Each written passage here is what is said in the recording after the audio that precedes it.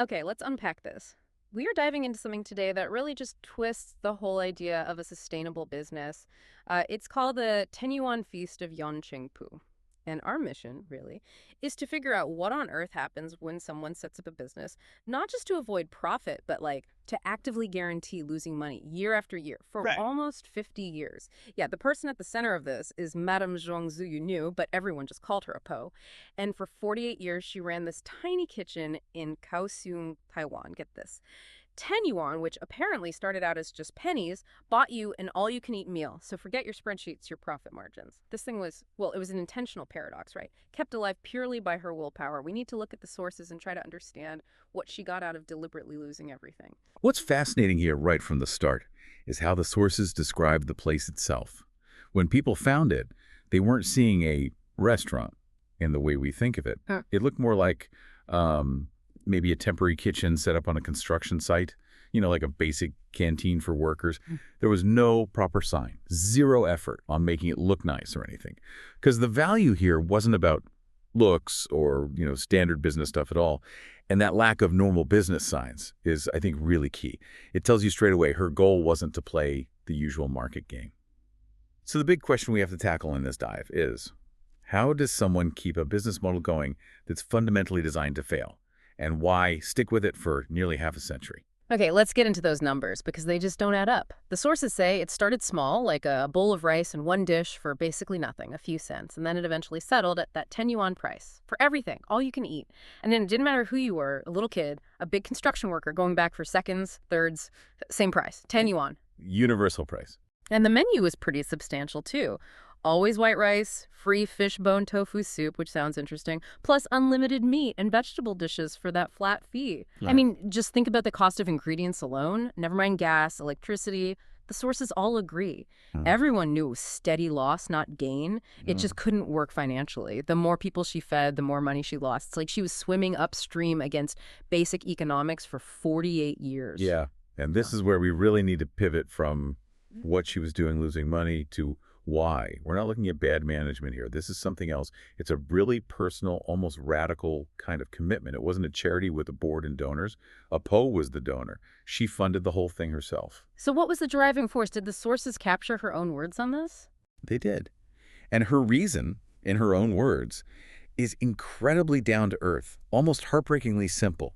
She wasn't making some grand political statement. She was just trying to stop something very specific, very immediate from happening. She said the local workers, they just can't afford to eat anywhere else. Simple as that.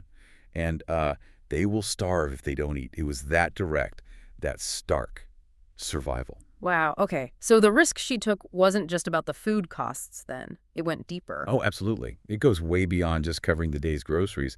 The sources show she let people run up tabs, debts. She knew some might never pay her back, but she carried that risk because, well, what was the alternative for them?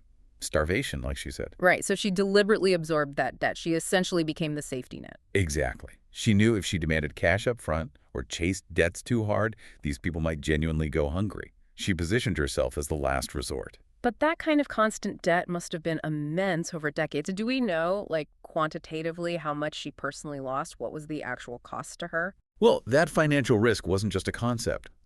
The sources, they lay out the truly staggering scale of her personal sacrifice. We're not talking about her dipping into savings a bit or losing some pocket money. No. Oh. We're talking about, well, generational wealth. Yeah. Gone. How so? The documents show, and this is just mind-blowing, she sold 7 houses, property she'd earned and accumulated over her lifetime. 7. 7.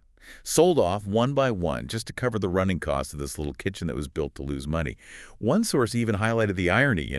Most people work hard to buy property to leave to their kids.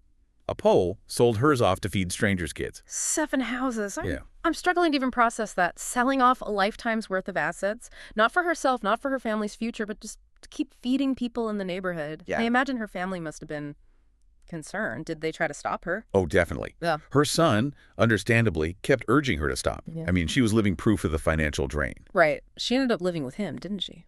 That's right. The sources quote her saying something really blunt, really powerful. I've sold all the property I earned in my life. I don't own any houses anymore. She lived in her son's home. But even when her family pushed back, when people criticized her, She apparently just shrugged it off, told people to go ahead and lecture her, basically, while she just kept cooking. Wow. That fear of someone actually starving, it seems, was just a much stronger force for her than holding on to property or money. Okay, so it wasn't just about selling assets she already had. There was ongoing effort, too. Yes, exactly. Connecting this to the bigger picture, it wasn't just a passive sacrifice of wealth she'd already built up. It demanded constant, grinding hard work just to keep the doors open day to day. How did she manage the daily shortfall then, before selling the houses? Or maybe alongside that? Well, this is something she apparently never talked about herself, but the neighbors and local vendors confirmed it in the sources. When she was younger, healthier, she'd actually take on extra work, odd jobs at factories nearby. She'd get up super early in the morning, work these jobs just to earn enough cash to buy the ingredients for that day's meals in the kitchen. So she was earning money specifically to immediately give it away as food. Precisely. Earning just to cover the immediate loss. It's incredible. Her own philosophy, as she stated it, was incredibly simple. We live to do things, and people feed us, we feed others. That cycle. That image is amazing. Selling houses on one hand, working factory jobs just for the day's groceries on the other. And her day-to-day tools were just as humble, right? The sources mentioned some details. Yeah, they paint this really human picture.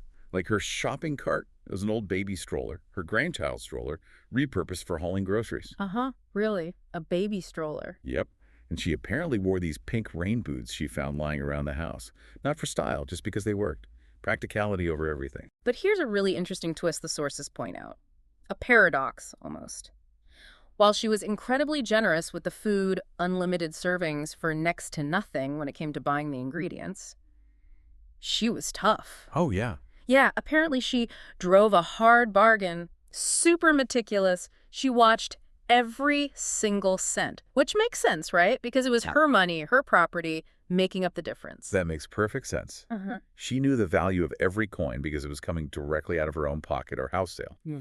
And that carefulness, it seems, actually helped build support. Yeah. The grocery vendors, they knew what she was doing. They understood her mission. So they helped out. Yeah, they often became part of it. They saw it wasn't just a transaction with her. It was like doing public good together, as one source put it. So they'd give her better prices, maybe add a bit extra to the weight, let her buy on credit sometimes. They were basically co-subsidizing her effort. It created this little ecosystem of kindness around her. Wow. An ecosystem of altruism. Pretty much. And that feeling extended to the customers, too. It created this really unique atmosphere inside the place. The sources describe lunchtime as, well, almost silent, but incredibly efficient. People just came in, no fuss, no small talk, no haggling. They treated it like home. Like home. That's fascinating. So not just a place for cheap food, but somewhere respected, comfortable. Tell me more about how that worked. It was almost like an automated system, but run by the customers themselves. They'd serve their own rice from a big cooker, ladle their own soup. They figured out what they owed the Ten-Yuan, paid it themselves, often into just a box or something. No cashier. Nope. And crucially, they washed their own bowls and utensils afterwards. Sometimes they just wipe their face, maybe nod, and leave, often without a single word exchanged with a po. Incredible. A system built entirely on trust and mutual respect. Exactly. Need and respect. And the scale of it shows just how vital it was, right? How many people are we talking about? On a busy day, easily over 100 people. Sometimes so many that there wasn't enough space inside, and people would just squat on the roadside nearby to eat their meal. Wow. So it clearly wasn't just a convenience. It was a lifeline for a lot of folks in that area. Absolutely. And you really see that dependence in one anecdote the sources mentioned. There was a time she had to stop serving briefly. She needed cataract surgery on her eye. Oh, okay. And even though she was closed, people still apparently just hung around and waited near the spot, hoping she'd be back soon. Other vendors apparently said, nobody actually starved while she was gone for that short time. But her fear, her motivation, always seemed to be that they might. That possibility kept her going. That connection sounds so personal, almost familial. It really does. And there's one story that captures that perfectly, I think. It was the day her granddaughter was getting engaged, a big family celebration, so Paul needed to close the kitchen early that day. She was apparently quite urgently telling all her customers the day before, come early tomorrow. You have to come early. Explaining why she had to shut shop. Like she was talking to her own family. Exactly. The sources say she spoke to them like old friends, like family, like children, just seamlessly blending her personal life with this immense public duty she'd taken on. So after all those years, 48 years of this. Ugh. What was the outcome? For her, for the community? Well, the sources note that Po herself grew thinner over the years, understandably perhaps. But countless people were fed, sustained. And when someone finally asked her the bottom line question, what did you actually earn from this 4-decade-plus venture that constantly lost money? Yeah, what did she say? Her answer completely bypassed money. She said she earned peace of mind. Peace of mind. And something even deeper. She said she earned belief. Belief specifically that people treat others this way. That was her return on investment. Moral certainty, psychological reward. That's quite the balance sheet. Peace of mind and belief. So Zhuang Zuyunu, an elderly woman in Kaohsiung, maybe not formally educated in the way we think of it, perhaps not even fully literate, according to some accounts, and yet she seemed to grasp and live a fundamental principle of human society, that whole everyone for me, me for everyone idea more deeply than many people who just study it in books. She didn't just understand it, she embodied it. She sold her future to prove it could work. Yeah, for almost 5 decades. So maybe the final thought we should leave you, the listener, with is this. Po ran her life's work on the belief that she had a direct personal duty to stop people starving in her community, no matter the personal cost. If one person, driven by that conviction and operating through intentional financial loss, could sustain that effort for nearly 50 years. What does that say about the responsibilities we might overlook? What does it suggest about the obligations of profitable businesses, maybe even governments, when we think about what truly makes a community successful or healthy? What vital signs are we missing when the only thing we seem equipped to count is the currency?